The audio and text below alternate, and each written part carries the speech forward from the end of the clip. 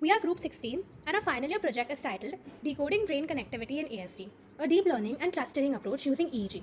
I'm Dvisha Shah and this work was done under the guidance of Dr. Kriti Srivastav along with my teammates Meeram Ranka and Soumya Dadich. Advances in technology have opened up new possibilities for understanding the complexities of the human brain and addressing critical challenges in healthcare. Our focus is on developing an EEG-based computational model for detecting neurodisorders, with a particular emphasis on Autism Spectrum Disorder or ASD. Neurodisorders are a growing concern globally, and their impact on individuals is profound. Our focus is on ASD as it is a condition that affects how people communicate, interact socially, and behave. Early detection is critical for timely intervention and personalized care. Diagnosing ASD can be challenging because it's typically based on subjective behavioral assessments. We aim to change that by introducing a more objective, data-driven approach using EEG signals. Gap analysis. While there is existing research on EEG-based ASD detection, it often suffers from key limitations. Data pre-processing steps vary widely, leading to bias and poor model convergence. Many models either oversimplify the problem with binary classification or lack interpretability. Crucially, most ignore severity classification, which is vital for personalized care. Our work addresses these gaps through deep learning and clustering. Problem definition and objectives. Despite the advancements in understanding ASD, current diagnostic tools have several limitations. Diagnosis often rely on subjective behavioral assessments, leading to inconsistencies. There is no standardized method to measure the severity of ASD, which is crucial for personalized treatment plans. Existing tools fail to utilize EEG effectively for both detection and severity classification. So, the objectives of this project is, first, to use EEG to analyze brain activity patterns, including ERP signals. Second, to build an ASD detection model, which is a deep learning model to detect the presence of ASD.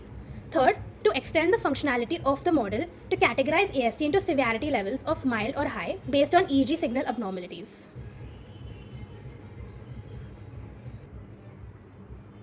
Yeah, so diving into the dataset was particularly interesting. For our project, we used EEG dataset titled Early and Late Stage Processing Abnormalities. It includes EEG recordings of 34 children, with 15 diagnosed with ASD and 19 typically developing children. These recordings were captured during the visual stimulus experiments. So it was basically where children were shown images of objects like fruits and vegetables. The dataset comes in a brain vision format, which provides raw EEG signals, event markers for stimulus onset, and metadata like sampling rate and electrode placements.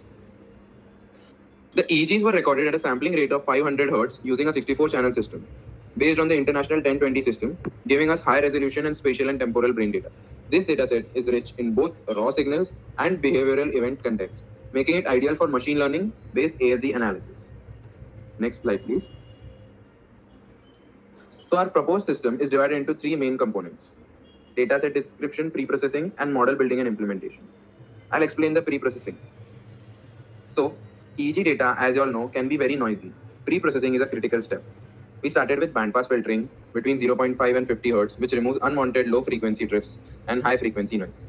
Then, we used independent component analysis (ICA) to eliminate artifacts like muscle activity or power line noise interference. After that, we performed epoching, segmenting the EEG around stimulus events from 200 milliseconds before to 800 milliseconds after the visual cue. Next page, please. The proposed design. Our proposed design is structured into two key stages, one for detecting ASD and the other for analyzing its severity. So on the ERP components that are central to our analysis, event-related potentials are specific brain responses that occur in the relation to stimuli and provide insights into cognitive processing. So we analyzed four major ERP components, which is P100, N100, P300, and N400. So as you all can see on the plot, the blue line represents the ERP waveform of a typically developing child, which clearly shows sharp peaks. In contrast, the red line shows ASD response, which is generally delayed across the four components. This visual difference reinforces how ERP features are critical indications in ASD detection. Now I will explain the stage 1 of our model, which is the ASD detection model. So in stage 1, the primary goal is to build a model that can distinguish children with ASD from typically developing.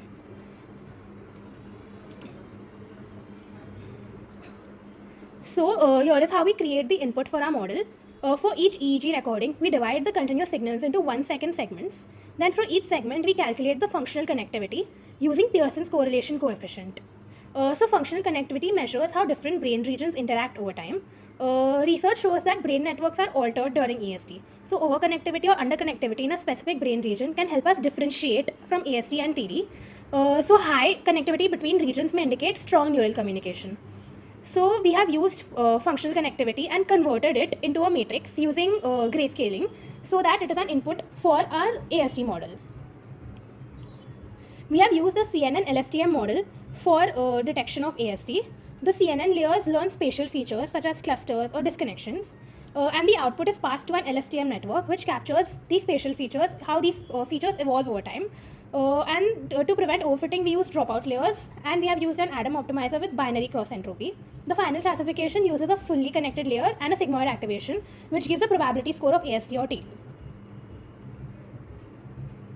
Our initial model had decent performance, but we optimized it further for better accuracy.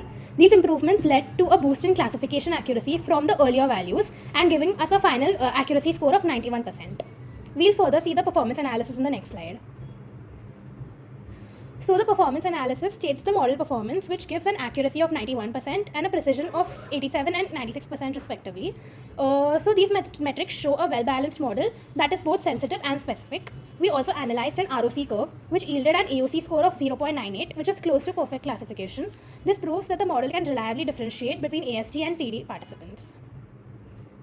Also validated our results statistically using hypothesis testing. Our null hypothesis stated that the model would fail to achieve an F1 score above 80%, and the alternate hypothesis stated that the model would succeed.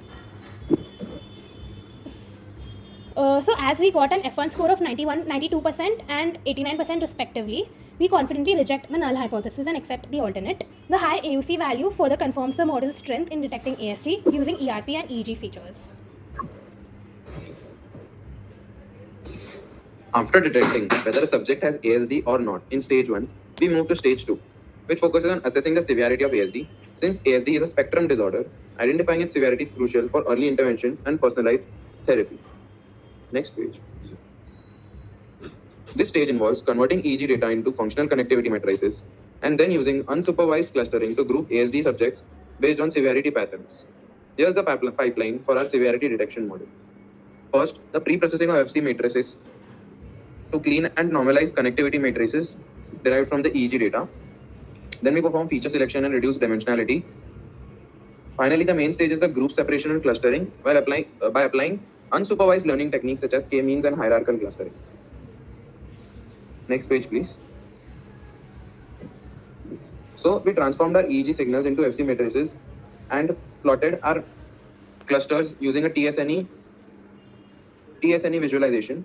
As you can see that there are two clusters formed. First, the blue cluster is for ASD and the other cluster is for the TD individuals. We evaluated a clustering model using a silhouette score, which measures how similar an object is to its own cluster. Our model achieved a silhouette score of 0.67, which is well above the threshold of 0.5, indicating good clustering performance. As you can see from the diagram below, which shows clearly separated clusters. Next page, please. Next. To statistically validate our clustering results, we defined the following hypothesis. Null hypothesis suggests that functional connectivity features do not produce meaningful clustering results. That is, silhouette score will be less than 0.5. An alternate hypothesis suggests that they do, which means silhouette score of greater than 0.5. Since our silhouette score will be greater than 0.67, we reject the null hypothesis and accept the H1 hypothesis. Next page. In conclusion, we achieved a 91% accuracy in detecting ASD using EEG-based deep learning approach and introduced a novel clustering approach for ASD severity assessment. Our future work involves integrating EEG data with behavioral assessments, eye tracking, or fMRI to enhance classification reliability. We also envision adapting this system for diagnosing other neurodevelopmental disorders or offering personalized therapy recommendations based on severity levels. Thank you.